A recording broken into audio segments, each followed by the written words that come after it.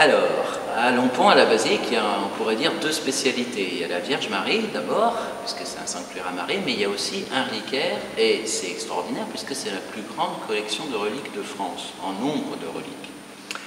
Alors, il y a toutes sortes de reliques, ce sont souvent des reliques corporelles, c'est-à-dire des fragments de corps, des saints ou des saintes, et puis aussi, on a quelques reliques un peu plus originales, on va dire, et entre autres, on a ici à Lompont un papier qui est en fait l'adhésion de Jean-Marie Vianney, curé d'Ars, à la confrérie de Lompont.